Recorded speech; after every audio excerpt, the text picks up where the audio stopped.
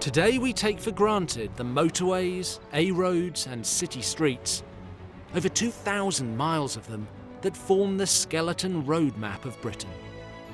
And all because of the Romans, with their ingenuity and dogged determination to conquer everything in their path. I'm Dan Jones, and I'm going to retrace the story of our Roman past along 6 of their most iconic roads. Each road tells the story of our Roman legacy and its rich history. From their very first road across Kent, which powered their invasion, to the vital routes which helped them conquer most of Britain, before being beaten into retreat by the Scots. In nearly 400 years of occupation, the Romans changed Britain forever by bringing their armies, ideas, buildings, and religion. But the Romans couldn't have done any of it without one thing: their roads.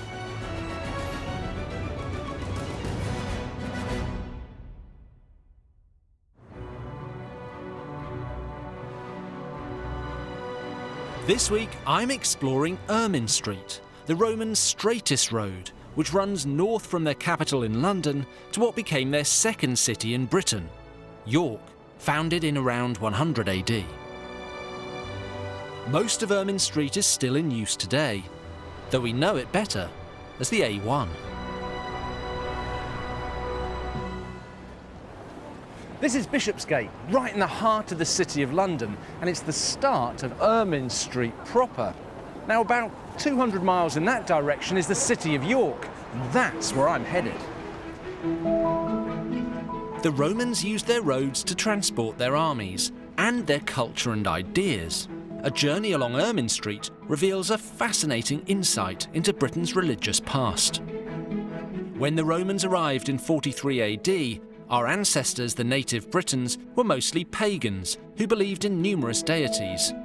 But during 350 years of occupation, we inherited a few Roman gods and beliefs before eventually becoming a Christian country. Right at the start of Ermine Street is an important Roman religious site I want to see, but I'll have to go down a few stories to reach it. It's a remarkable temple called a Mithraeum, and in its day, it was at the centre of a mysterious, empire-wide cult. Just a few metres above my head is the hustle and bustle of the middle of the city of London, which pretty much any time of day is full of people, rushing about their business. And then you come down a couple of flights of stairs and here you are, not only in the sort of peace and tranquility and silence of this room, but also in a way transported back, 1700, 1800 years to Roman Britain. I've been granted very special permission by archaeologist Sophie Jackson to walk on the floor of the temple. Right, Sophie, I know this is a Mithraeum, but what is a Mithraeum? Yeah, it's a good question. It's the temple, it's the space of worship associated with the cult of Mithras. So who was Mithras? Another good question. Mithras is a Roman deity who appears in the Roman world in the 1st century AD. By appears, I mean people start worshipping him. We're standing in what we could call the nave. This is the sort of central part of the structure, and it's where rituals would have happened, initiation ceremonies. This is where the sort of business happens. And we're actually at the moment right at the business end. This is the dais, and here you'd have had a cult statue of the god Mithras, the sort of common sort of image in almost all of these temples to Mithras. And it's Mithras killing a bull, often shown within a cave or within a cave-like space. So these are the steps here going up to the altar, where the pater, or leader, the father of the cult, probably would have sort of coordinated the service, the rituals going on. It sounds a bit like Freemasonry, and there's definitely an element of the sort of networking and male bonding going on, as well as the spirituality, which was definitely a very, very major part of it. This reconstruction shows what it could have looked like, the space lined with columns and with the image of Mithras himself presiding over the temple. Historians believe Mithras was based on an old Persian god, Mithra. Depictions of him differ, but he's always young, strong, and killing a mighty bull. Various animals are usually shown sort of feasting on the blood coming from the bull. And it's thought that this all means it's about fertility, it's about the creation of life, and And sometimes we get astrological, signs of the zodiac associated with it as well. So it's about our place in the cosmos. So it's a sort of creation myth, fertility myth. So was Mithraism just in Roman Britain, or was it something that happened across the empire? Oh, no, not at all. It definitely spread throughout the empire. The first sort of evidence we have is in eastern Turkey and coming into Rome. But then it gradually spreads over the sort of 1st and 2nd centuries into the rest of the empire. And it's a cult that's very popular with the army, with merchants and civil servants, basically men who are operating across the empire. And it probably serves two functions, really. It's a very good networking sort of institution. It's a way you can be posted from North Africa to Britain and find something familiar, and people who you might even know or have connections with. So that's kind of an interesting image, isn't it? We have the army, which in its first wave comes to somewhere like Britain and conquers, then it builds these roads to connect the empire up, and then it brings its kind of religious cults along with it. Yeah, to support it and to make people feel comfortable, probably, in this alien world. The Mithraeum was built around 1700 years ago, but fell into ruin and was buried when the Romans left our land in the 5th century AD.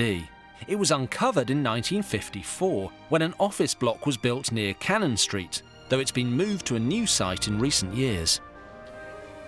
I don't think I was prepared for just how quite moving this is. And there's something you can feel of the spirit of what must have happened here.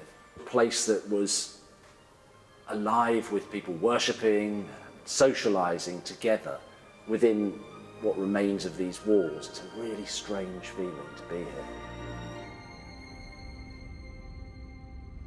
You know, we normally think about armies as this great destructive force, but in a way, the legions who came here in the 1st century AD, well, they were the opposite. Everywhere they went, they built things. They were, quite literally, empire builders. As it leaves London, Ermine Street travels through busy urban districts like Tottenham and Edmonton, and then leaves the metropolis far behind. It runs on into Cambridgeshire, where the terrain smooths out for agricultural use and flat fenlands. Today the road may be overshadowed by the modern world, but from time to time we still see clues as to how our ancestors lived their religious lives, especially during the time of the Roman conquest in the 1st century AD. If you really want to understand the Romans, you've got to go back a little bit further in time and look at the people who were here in Britain when the Romans arrived. Now, just down the road from where I'm standing, the native British tribes were busy with their own extraordinary creations. 12 miles south of Cambridge and 10 miles east of Ermine Street, close to the modern border with Essex, stand the Bartlow Hills, a group of colossal earth mounds. They're not hills at all, they're man-made burial mounds. It seems the native Britons may have had a fascinating attitude towards death and the afterlife, which continued after the Romans arrived. Historian and author Simon Elliott knows some of their secrets. This is an astonishing place, a place of true power. So you have here 7 tumuli, 7 barrow burials, and it's a way of showing how important they were. So effectively what you do is you have a flat piece of earth, you dig a hole in the earth, you put the burial in there with the grave goods including Samian ware, you cover it over with earth, but then you build these huge barrows on top to show how important the people here were. These tumuli were constructed in the early part of the 2nd century AD, around 60 years after the major Roman invasion. A truly mammoth project. But it's not just their size that's important. What do the finds made here tell us? The archaeological record here is fascinating. It tells us the status of the people in the actual burial itself is reflected by the grave goods more than the burial itself. Now here we have some really fine grave goods. We have glass, which is very expensive in the pre-modern era, Samian ware, really fine pottery from Gaul, really fine tableware, jewellery and things like that, which show that the people who are buried here were at the top of society. They were elite aristocrats, probably, given where we are in Cambridgeshire, for the Cativalorni tribe. So this is the tribe pre-Roman sort of native tribe that broadly lived from around here through towards Hertfordshire, so to the north of London. But it doesn't tell us who they are, and it doesn't tell us who they worshipped. The religion of the native Britons is usually called paganism, but that doesn't translate into a set creed. They tended to worship forces of nature and the spirits of their ancestors. So we can say the Britons were polytheists because they had numerous gods. Most barrow burials, let's say they're Bronze Age, pre-Roman, late Iron Age, all of them are smaller than this. So you just have this clash of cultures suddenly appearing here, where on the one hand, you have the late Iron Age barrow burial for the family who lived here, but these are of a scale which is monumental. And the people who built things in a monumental fashion were the Romans. If you look all across the Roman Empire, the Romans were very tolerant of local religions, providing, of course, the people living here were willing to worship the Roman Emperor with the imperial cult. Perhaps the aristocratic Britons who built the Bartlow Hills around 100 AD were so inspired by the Romans who ruled their lives that they made these tumuli bigger than usual. But we'll never know. What we do know is that, like the Britons, the Romans were polytheists and created burial sites in a grand style, like the tomb of the Emperor Augustus. Reverence for the dead was a hugely important part of Roman thinking. Back in Italy, their tombs were the statement pieces of rich nobles and lined important streets, like the Street of the Tombs in Pompeii. There are no tombs along Ermine Street, but 30 miles north of the Bartlow Hills, I reach the town of St Ives. The museum holds a fascinating hoard that tells us something about the Roman outlook towards burials in Britain, a box of infant bones that was found in 1905. And there are the bones. Ooh. There are possibly even 2 infants here in the bag. I mean, you can see the size of the bones. The child probably, or the children are probably 9 months old. Right. And where were they found? Well, they're found inside a Roman town, and that poses clearly problems because the convention was that you didn't bury inside towns to protect the water supply. I see. Because if you've got cemeteries inside towns, you're going to get polluted water. Of course. The exception, of course, are children. Right. So adults would have been outside the walls of the town. Children are an exception. And in fact, in the Roman world, children aren't really... It's difficult to explain what the concept was. They weren't considered to be members of society until they were perhaps 2 or 3 years old. Sometimes, if you were the child of a slave, for example, and slaves are pretty dominant in Roman Britain, the Roman Empire generally, you would have been owned not by your mum or your parents, but by your mum's owner, the slave owner. So if the child weren't considered worth bringing up, they would have been left out and exposed. That's terrible. And then interred. Or, you know, I mean, that's the sort of concept you've got to think about, really. The fact these bones were jumbled up together suggests they may have been dumped on a Roman rubbish tip, too small to be a health hazard and not important enough to warrant a religious burial. It's strange, isn't it? Because we often think about the Romans as these very sophisticated and in some ways admirable people, but their views on children were very different from our own. Yeah, pretty harsh, actually, sometimes.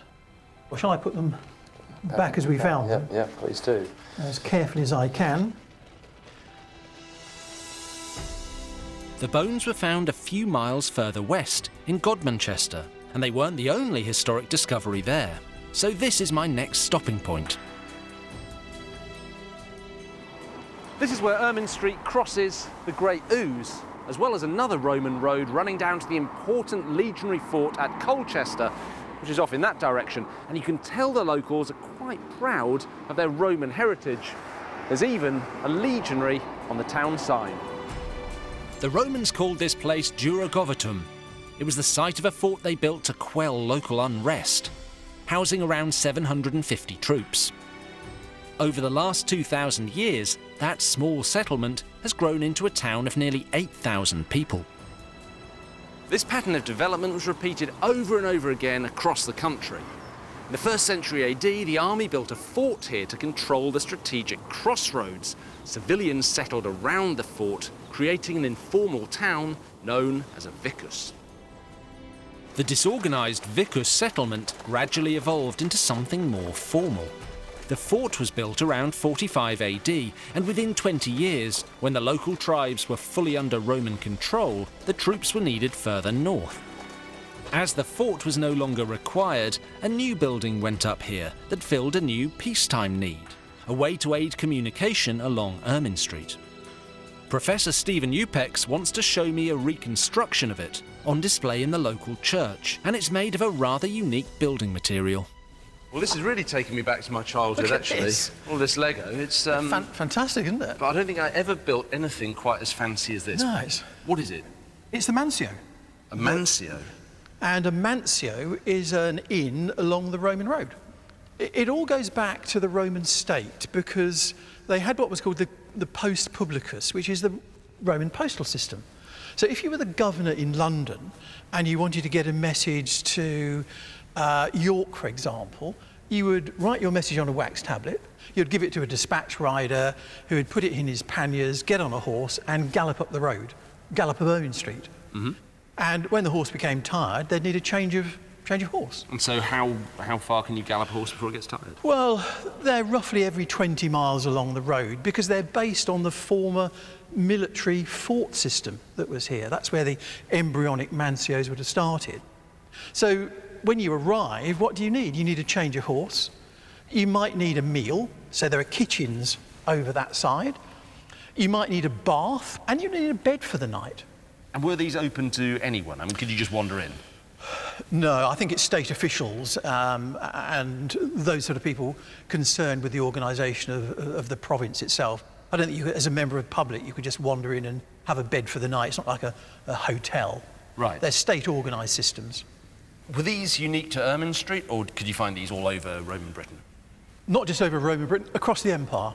Everywhere you looked, there were these sorts of structures where you could simply jump along the road, taking your post or whatever else. Everywhere across the empire. So things haven't really changed. I mean, if you're going on a long drive up the motorway, you still got to stop and fill your car up and have something to eat and go to the loo and whatever. This is just the Roman equivalent. It's the Roman motorway service station equivalent, yeah. Mansios were a key component of the way in which the Romans governed their world and ran their roads. Wherever the Romans went, their religious beliefs were never far away. In this Godmanchester garden, there's a stretch of the original Ermine Street and evidence of a roadside worship stop. Right, Dan, here you are. Wow. So what's this? This is Ermine Street. This is the surfacing of Ermine Street itself, the Great Roman Road. This here? This, from here right up to where the wall is over that side is the width of Ermine Street. I don't think I've ever seen anyone with a Roman road in their garden. No, that's one of the few sections of Ermine Street that I can remember being exposed, and is still exposed, yeah. Well, over on the edge of the road, just here, there's a road ditch. You can find road ditches on the side of all Roman roads. And then you've got a building, because we're inside the town down here. Right. We've got a building there with the walling coming up and a large pier, look there. And there were lots of finds on that side which suggested that you'd have come through a gateway and gone into a temple compound, a little shrine on that side, within the town itself. So we're on the edge of the road here, and we can imagine that just in front of us there's a Roman temple. Yeah, you'd have Little come roadside off. temple. Yeah, you'd have come off the road, gone through the gateway, and the temple would have been over there. The owner of this Godmanchester garden discovered the road in the 1970s while digging. He called in archaeologist Michael Green to help to uncover a section of Ermine Street. These look like very deep foundations for a road.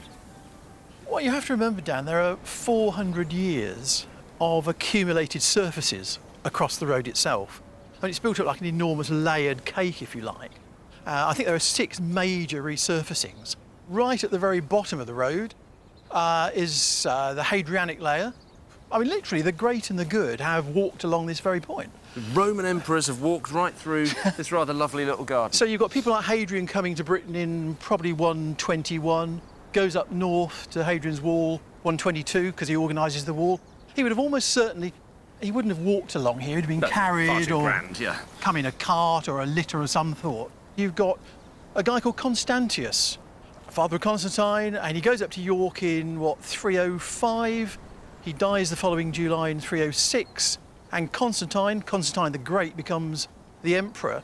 And he's one of the greats, actually, because he introduces or makes credible Christianity in Roman Britain. So all of these great Roman emperors from age after age of the empire have quite possibly walked up this road. Right the way along. It's incredible to find such a remarkable piece of history in someone's back garden. And to find out that early in its existence, this part of Ermine Street offered an informal collection of places to eat, sleep and pray. What more could a Roman need? By the 3rd century, this higgledy-piggledy arrangement was formalised into a proper Roman town. They had a basilica to house government offices, a temple for worship, and even a town bathhouse.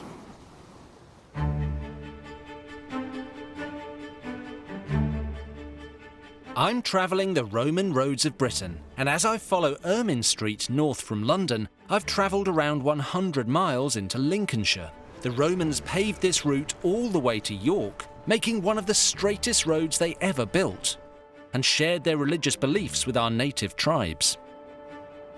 Like many of Britain's Roman roads, Ermine Street has been adapted over the passing centuries, and it's now part of our modern road system. Thousands of us still use it daily because it's the Great North Road, or to give it its official title, the A1. I don't think walking along the A1 is going to be that much fun, so I think I'll take the car.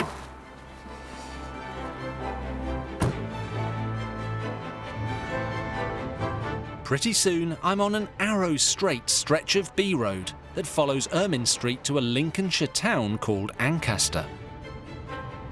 There's no town sign with legionaries here, but I know Ancaster was once a Roman settlement simply because of its name. The word castor comes from the Latin word for an army camp. Any town with the castor or chester in its name, like Worcester or Cirencester, was once a Roman military base. But it's not just the name that identifies Ancaster as a Roman settlement. Local expert Richard Tyndall is keen to show me a replica of a Roman religious artefact that ended up buried here. So this is a really curious thing. Richard, what is it? It is. It was found in the graveyard just behind it in 1831. And it's a representation of the Dea Matres, or the Mother Goddess, which was a religion or cult across Northern Europe in the Iron Age, prior to the Roman period. It was then adopted by the Romans and imported, we believe, into Britain with the Roman soldiers, perhaps with the Federati, the native troops that were hired from along the borders of the Roman Empire. This isn't the original, this is a replica. That's right, the original's in the collection in Lincoln. So this is a reproduction. Yeah.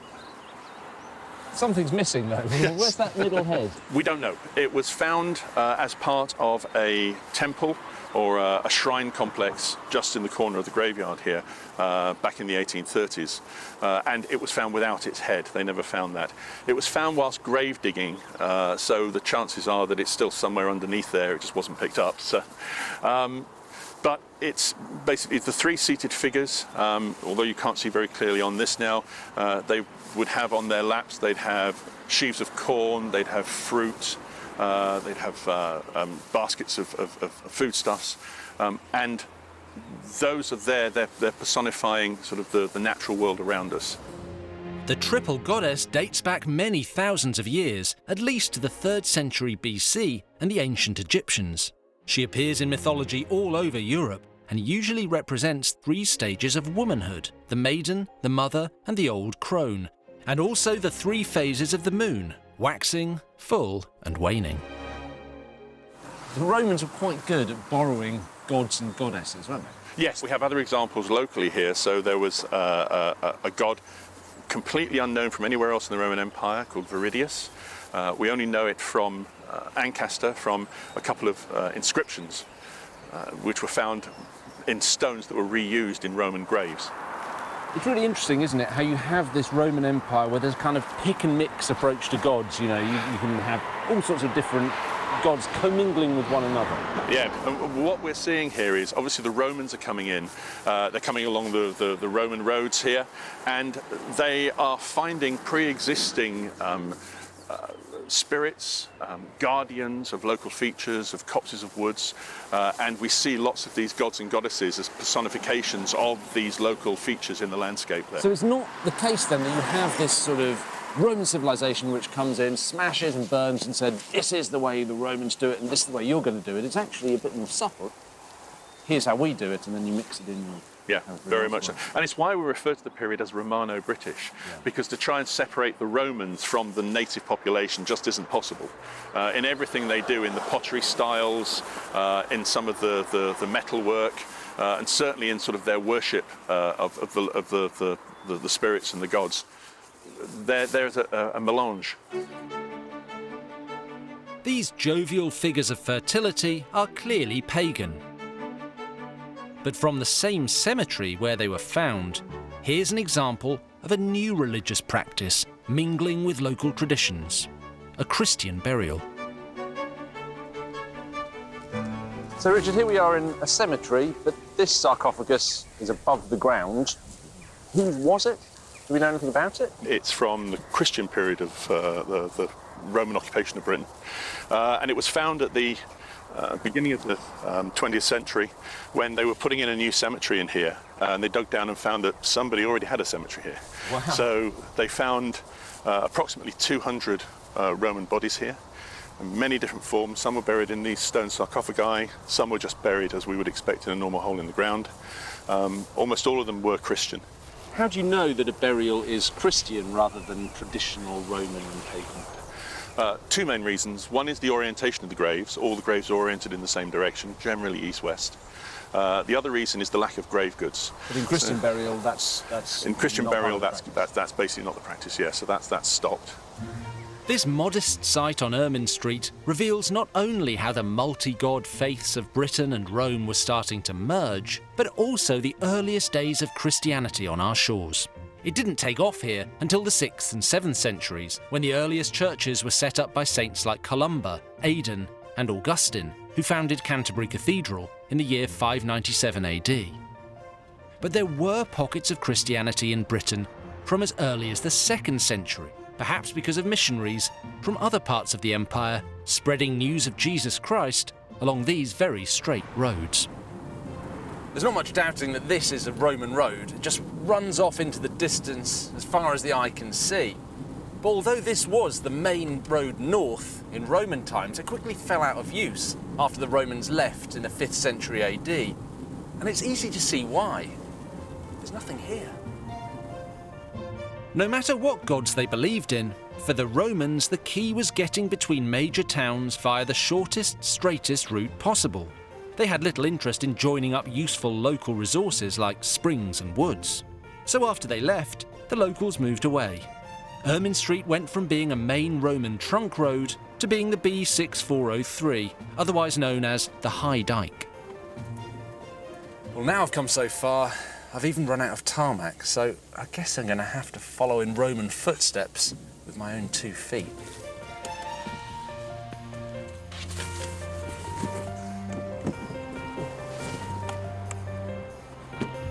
I'm in the middle of the Lincolnshire countryside. The modern road has taken another route to the west, and the original Roman route of Ermine Street continues as nothing more than a track between farmers' fields and a local airbase. Well, this isn't really a road anymore, but it is still Ermine Street. It's as straight and as true as the paved section there behind me. And while you might get a bit wet and muddy walking along it, you're not going to get lost. In fact, if I was walking along here with a Roman legion in the 1st century AD, it probably wouldn't have looked that much different. The route continues north for around 14 miles, where Ermine Street once again picks up a major modern road, the A15, on the outskirts of Lincoln. In Roman times, Lincoln was known as Lindum Colonia. It marked the junction between Ermine Street and another great Roman road heading southwest, the Fosse Way. The city is packed with fascinating Roman finds, such as the Newport Arch, one of the oldest surviving arches still in use in Britain, and the city walls. I'll come back to Lincoln later in the series. But as Ermine Street heads further north, it'll take me to one of the great English counties. The Romans first made it to the place we call Yorkshire in 71 AD, but they quickly discovered that this was hostile territory. The dominant local tribe in the west and north of Yorkshire was the Brigantes. They fought the legions many times, and it took the Romans decades to pacify them completely. In the East Riding, there's a record of a smaller tribe called the Parisii, who lived in the area surrounding what is now Beverley in the 1st century AD. In the town's museum, curator David Marchant is about to show me how it wasn't just religious ideas that were being swapped between the two civilizations. It was craftsmanship too. This is an absolutely beautiful sword. Can you tell me where it was found? Yeah, this is one of 5 Iron Age swords that was found by a group of metal detectorists at South Cave in 2002. And do we know much about it? When it was made? Who it was made by? Well, they probably date to around about 70 AD, and they have a real variety of materials. The pommel at the end is actually made from the sperm whale tooth. Wow. Yeah. That's incredible. Incredibly unusual. We've got some elephant ivory on there as well. Elephant ivory? Yeah. So given that this was probably made around 70 AD, I mean that's early in the Roman period in Britain, was it made by Romans? No, these are probably made by local people, and some of the materials, they're going to have to have traded or imported. So obviously no elephants wandering around East Yorkshire. No, not then and not now either. So this is not the sort of thing that we would associate with kind of a backward barbarian tribe. I mean, this looks like it's come from a really sophisticated civilization. Absolutely. These are really well-made artefacts. Would it be very expensive to make something like this? There's lots, hundreds of hours of crafts and time, probably. So these belong to, significant people in the tribal society. This sword shows that 50 years after the arrival of the Romans, local people were making use of the finest material the empire could provide. It's amazing there's so many different parts to a sword. We sometimes think of a sword as just, a bit of metal with a handle that you pick up and use the pointy end on someone, but actually you've got the different materials in the scabbard, the hilt, in the blade itself, which you can see at the bottom. It's an astonishingly fine piece of craftsmanship. After more than 17 centuries in the ground, the original sword is far too delicate to be handled, but this reconstruction can give me an idea of what it's like to hold a weapon like this. Now I can tell this one hasn't been buried for hundreds of years. It's a replica of this, right? It is, exactly, yes. Do you mind if I pick it up? Please do. I'll be very careful. Oh, it's heavy. So, I mean, is this made out of similar materials? What's the story behind it? It's made pretty much to the right scale. There are some compromises in material. We obviously couldn't use elephant ivory, for instance. Of course. We couldn't use whale tooth. So we've actually used moose antler. Moose antler. Obviously, I think this is very fine, but this is really what it would have looked like in its prime. And, wow, is it sharp?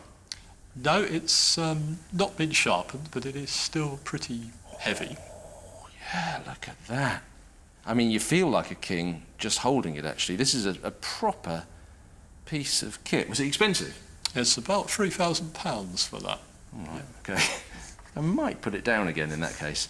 But that is really, really beautiful, and I suppose gives us a sense of just what a sacrifice it would have been to put something like that in the ground all those years ago, because if that was mine, I'd never want to put it down, let alone bury it for someone else to have. I'm travelling the route of Ermine Street, the straightest road built by the Romans to run north of their capital, Londinium. For the last 200 miles, as I've passed through the fen counties of Cambridgeshire and Lincolnshire, I've seen how the Romans fused native British religious beliefs with their own, and even burial practices from the earliest days of Christianity. Now my final destination is in sight, the city of York, which was known by the Romans as Iberacum. In its day, it was the second city of the Roman province of Britannia. The great trading port of Londinium was all about the money, but Iberacum was about the military. This was, first and foremost, a garrison town, founded by one of the finest fighting forces in the Roman world, the 9th Spanish Legion.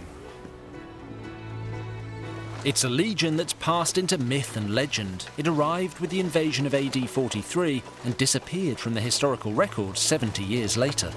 The most popular theory is that it was wiped out by the native tribes in Scotland in around AD 120, possibly prompting Hadrian to build his famous wall. Eventually, York outgrew its military origins to become a major city in its own right.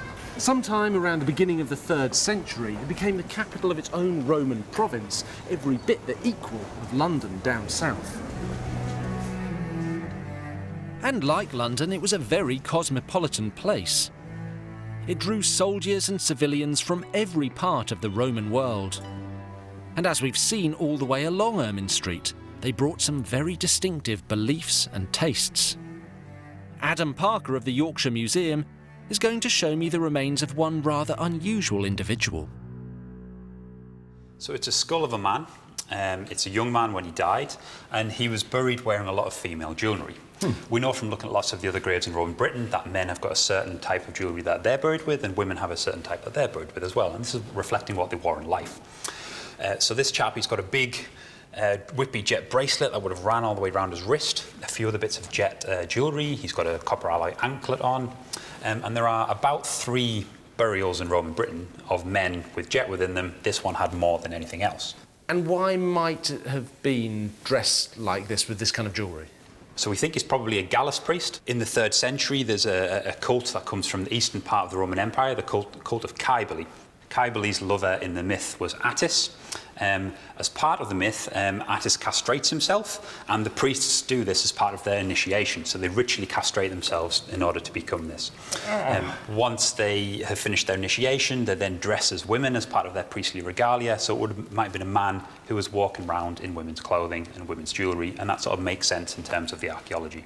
So this is quite unusual in Britain, but is it something we see across the wider Roman Empire? It's still an unusual find across the empire because we know we have this sort of jewellery in Roman Britain that we can associate with women specifically, but the cult was empire-wide. A really good piece of evidence comes from London, where we have these big copper alloy castration clamps, and they've got pictures of the 12 Roman gods along the top of them, and they may have been used in the sort of rituals associated with this. It's something that would have been brought in as part of the empire-wide cults. It's funny, isn't it, because we normally think about gender fluidity as a very modern concept, but here it is, you know, if not commonplace, then certainly alive in the Roman world. Yeah, and we're becoming more aware of these sort of stories that existed in Roman Britain and the wider Roman Empire. It's probably anachronistic to think that there is this male and female gender binary that's going on in the Roman world, when we have graves like this that tell us a completely different story. So there really is nothing new under the sun. No. So it's clear that Roman York was tolerant of some exotic beliefs from across the empire. The city also attracted some seriously big hitters, emperors. York's size, its importance and its position close to the edge of empire made it a desirable location for rulers looking to expand their territory. At least 4 emperors came here on military campaign, and 2 of them actually died here.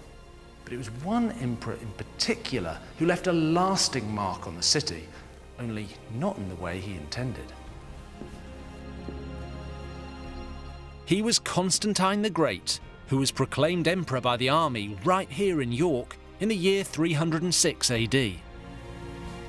Constantine's most significant contribution to York actually took place several decades after he left. It happened on his deathbed, hundreds of miles away, when he became the first Roman emperor to be baptized a Christian.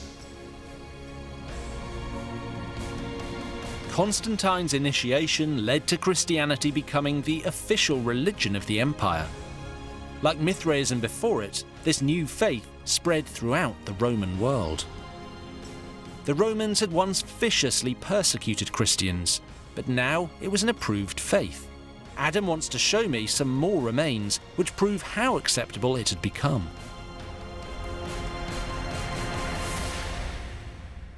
So who's this?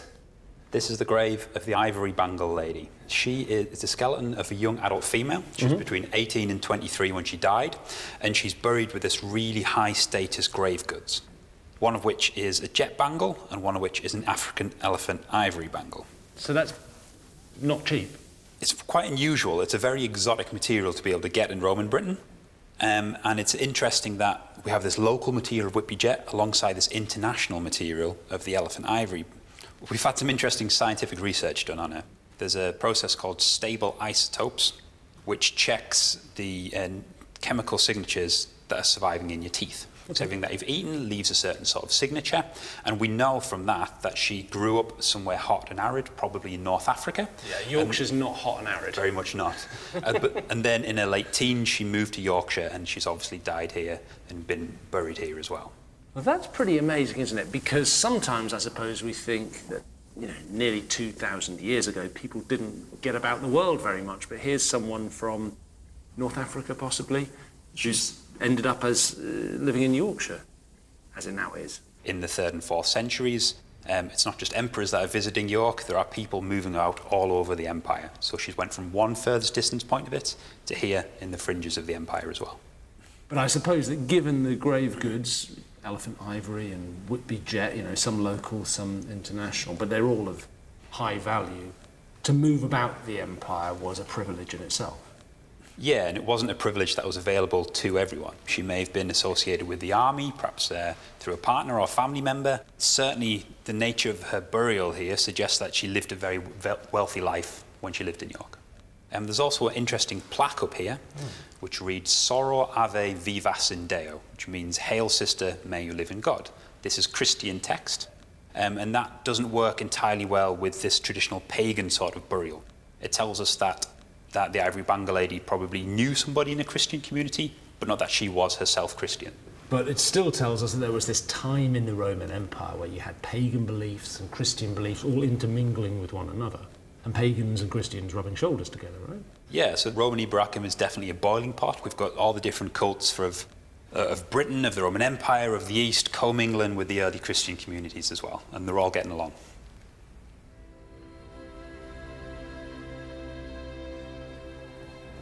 The Romans abandoned York along with the rest of Britain around the year 410 AD, but they left plenty behind them.